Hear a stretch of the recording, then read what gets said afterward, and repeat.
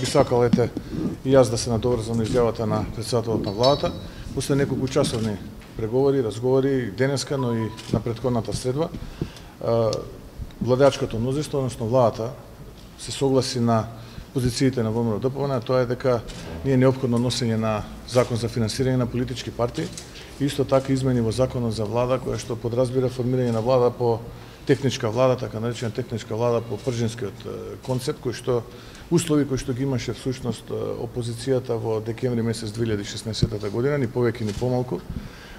Исто така се согласивме да процедурата која што беше почната за формирање на Државната изборна комисија преку измени на изборниот законник на начин на кој што ќе се смени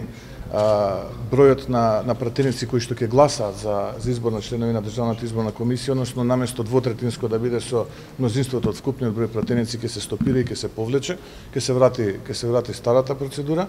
До овој момент не преговаравме и не разговаравме за други теми, нити за карактерот на референдумот, нити за евентуалното референдумско прашање. Во втората половина на денот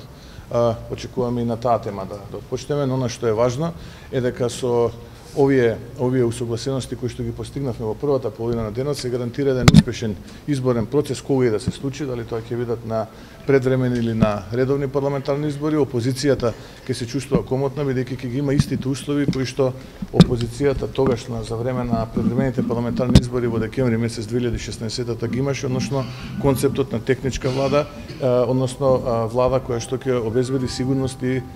стабилност на одвијање на изборен процес. Исто така Законот за финансирање на политички партии е голем исчекор, бидејќи на тој начин добиваме еден модел кој што ќе гарантира зголеменост на транспарентност и отчетноста на финансиите на сите политички партии и ќе превенира од евентуални злоупотреби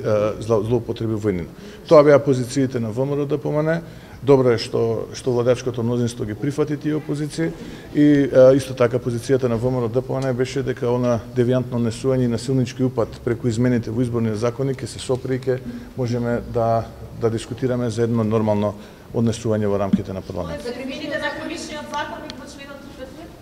Никогаш не сме нити разговарале, нити сме дискутирале на таа тема, но еве веќе кога ме прашувате да бидам до крај искрен, тоа беше еден обид да се сврти вниманието на јавноста од реалните теми, од штетниот договор кој што го имаме потпишано со нашиот јужен сосед Грција, но и од оние реални теми кои што ни се случуваат во последно време, а сведоци сме и јавноста е сведок на сите оние потенцијални коруптивни дејанија во делот на доделување на тендери на човек фирма од неколку десетици милионски тендери, потоа тука се сите оние средства кои што ги додели Фондот за технолошки развој на компании кои што се директно поврзани или блиски до владеачкото мнозинство. Сите тие злоупотреби можеме да ги сведеме на знак на равенство дека во догледно време многу брзо одговорните лица, министрите, ќе бидат теретени по истиот тој член 353 од Кривичниот законник поради злоупотреба на должност. Ние ниту сме разговарали, ниту имаме намера да разговараме по таа тема. Тоа што разговаравме е ова што ви го кажав на јавноста, ние како ВМРО-ДПМН, нашите услови во делот на финансирање на политичките партии, во делот на формирањето на пржинскиот концепт на техничка влада и враќањето назад на процедурата за измени на изборниот законник, а во насока на носење на составот на Државната изборна комисија се постигнати. Тоа значи дека ВМРО-ДПМН ќе се согласи на формирање на Државната изборна комисија која што всушност е испразната поради оставките кои што порано ги дадоа членовите на изборната комисија. Кога ќе се комплетира ДИК?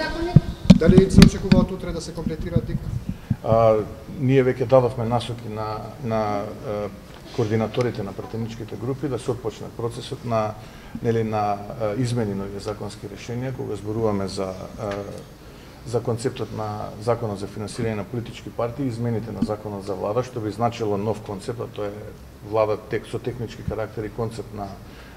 пржинскиот модел, така да и веднаш потоа повлекување на законското решение кое што е во процедура во Комисијата за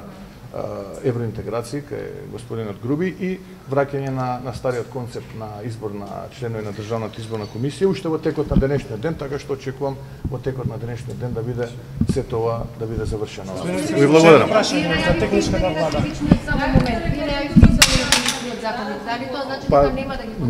Не знам дали ова што го договори, да, нешто Да, доколку овој закон кој што е дел од собраниската процедура подразбира нов закон за финансирање на политичките партии, има потреба од дополнително согласување за кривичниот законник, тогаш службите ќе се одлучат, но ние тоа што веќе го говоревме во јавноста, тоа и го донесовме и усвоивме денеска, односно ќе повторам,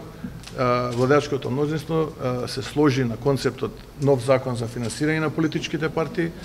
измени во законот за влада, концепт на техничка влада по пржинскиот модел, стопирање на процедурата измени на изборниот законник, а во насока на промена на бројот на пратеници кои што се неопходни за избор на членови на државна комисија и враќање на стариот модел, односно важечкиот принцип со двотретинско мнозинство, така да отприлика тука сме, воопшто не дискутиравме за другите теми како што е евентуалниот модел на референдумот и евентуалното референдумско прашање. Но за тоа понатаму ќе бидете информирани. За техничка влада ви молам, дали албанските партии Спорно ли е прашањето како што е формулирано за вас?